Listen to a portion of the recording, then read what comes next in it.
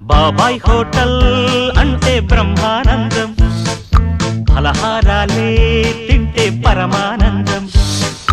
బాబాయ్ హోటల్ అంటే బ్రహ్మానందం, ఫలహారాలే తింటే పరమానందం.